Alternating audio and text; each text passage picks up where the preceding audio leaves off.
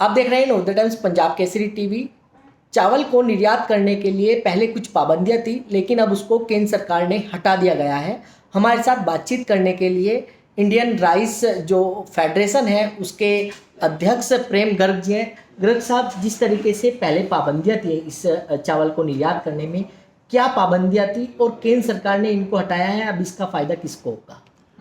देखिए, जो केंद्र सरकार ने और मैं कहूँगा खासकर नरेंद्र मोदी जी की सरकार ने अभी जो पाबंदी राइस के ऊपर पिछले 1 साल से लगी हुई थी, वो अभी 29 तारीख को एक गवर्नमेंट के सर्कुलर के हिसाब से गवर्नमेंट ने इसके बिल्कुल वाइट राइस को फ्री कर दिया है। इसको हटाने से अब बेनिफिट ये होगा कि मंडियों के अंदर किसानों को अपनी फसल के दाम ज़्यादा मिलेंगे। गवर्नमेंट के पास जो स्टोरेज की प्रॉब्लम थी वो स्टोरेज की प्रॉब्लम दूर होगी और सभी ट्रेड को भी और इंटरनेशनल मार्केट में भी जो हमारी अपनी एक साख थी, जो हम 40% पूरे वर्ल्ड के अंदर पूरे राइस ट्रेड का हिस्सेदारी थी, उसको हम खोते जा रहे थे, उसको वापस हम भरपूर तरीके से पालेंगे। और मुझे लगता है कि हम आने वाले टाइम में जो गवर्नमेंट ने अभी जो कदम उठाया उससे 40 नहीं 45% तक अपनी हिस्सेदारी को लेकर आएंगे पूरे राइस ट्रेड के अंदर, वर्ल्ड के राइस ट्रेड में। और इससे किसानों को खासकर बेनिफिट होगा, क्योंकि 10 करोड़ से ज़्यादा किसान राइस ट्रेड से जुड़े हुए हैं। उनके अपनी फसल का दाम मार्केट में ज़्यादा मिलेगा और हर जगह से उनको मतलब जो उनकी लागत है किसानों को, वो गवर्नमेंट के ऊपर वजन नहीं पड़ेगा। उस लागत का एमएसपी पर जो राइस को खरीदना पड़ता है, गवर्नमेंट को रखना पड़ता है, उसको रखने के लिए स्टोरेज के खर्चे पर कम वजन गवर्नमेंट के ऊपर आएगा। और इससे किसान भी खुशहाल होगा, व्यापारी भी खुशहाल होगा और जितने स्टेट से जुड़े हुए लाखों लोग हैं, आज पैकिंग मटेरियल वाले, ट्रांसपोर्टर, सबको बिजनेस मिलेगा। और ये गवर्नमेंट का बहुत ही अच्छा कदम है और इसको मैं कहूँगा सराहनीय कदम है जो गवर्नमेंट ने उठाया। इसके लिए मैं प्रहलाद जोशी जी का, अपना पीयूष गोयल जी, शिवराज चौहान जी, अमित शाह जी, सबका धन्यवाद करना चाहूँगा कि उन्होंने ये कदम उठाया, क्योंकि उन्हीं के ग्रुप की एक मीटिंग्स ने, मिनिस्टर्स ने ये फैसला लिया है। और टाइम रहते हुए नई फसल आने में अभी 10 से 15 दिन की देरी है, उससे पहले इस कदम को उठाया और ये डिसीजन इमीडिएटली लेते हुए और किसानों के हित में और पूरे ट्रेड के हित में ये ओपन करने का फैसला किया। इस पर एमएसपी लगाई गई है $490 की, पर वो भी कोई रुकावट इतनी बड़ी नहीं है, क्योंकि इसके ऊपर ही पूरे वर्ल्ड के ट्रेड हो रहे हैं और हिंदुस्तान के व्यापारियों में इतना दम है। क्योंकि इससे पहले बीच में कुछ गवर्नमेंट की एजेंसियां बीच में कोशिश कर रही थी कि उन्हीं के थ्रू हो, पर गवर्नमेंट में उनकी बात ना मानते हुए इसको ओपन ट्रेड किया, जिससे कि पूरे ओपन ट्रेड को फायदा मिलेगा और आने वाले टाइम के अंदर सब इसके अंदर खुशहाल हो। लेकिन सर, जिस तरीके की पाबंदियां थी, तो किस तरीके की दिक्कतें चाहे आप लोगों को या फिर किसानों को हो रही थी?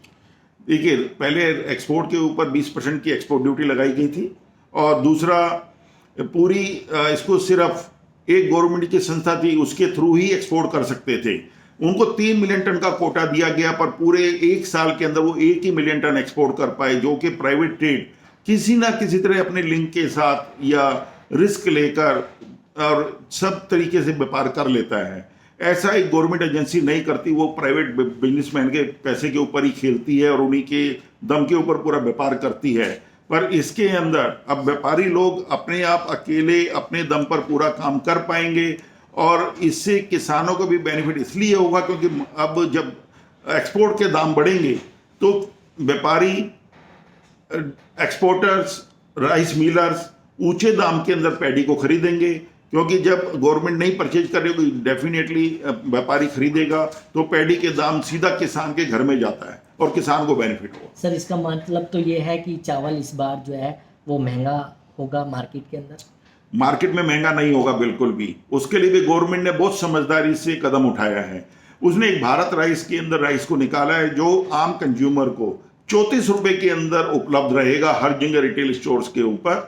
तो वो भी एक गवर्नमेंट का बहुत सराहनीय कदम है, जिससे कि कल को बाजार 40 रुपए किलो भी हो जाए तो गवर्नमेंट के मतलब कंज्यूमर को या इंडिया की जनता को उसका कोई भी नुकसान नहीं होगा और कंज्यूमर को वही सस्ते रेट के अंदर चावल मिलता रहेगा। लेकिन सर अगर बात करें जिस तरीके से सस्ते रेट में तो अब मिलता रहेगा, लेकिन हमारे यहाँ अगर भारत की बात करें, इंडिया से कौन कौन से देश में चावल जो है वो निर्यात किया जाता है, और अगर बात करें कौन कौन सा चावल जो है वो निर्यात किया जाता है?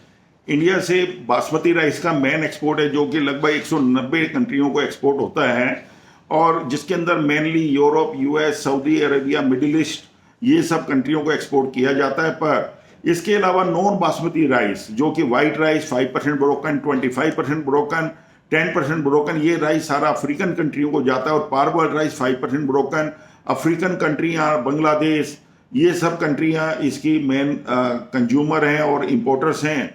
और इंडिया की क्वालिटी इतनी अच्छी है क्योंकि यहाँ पर मिलिंग इतनी अच्छी की जाती है, इसकी वजह से सब जगह इंडिया के राइस को अप्रिशिएट किया जाता है।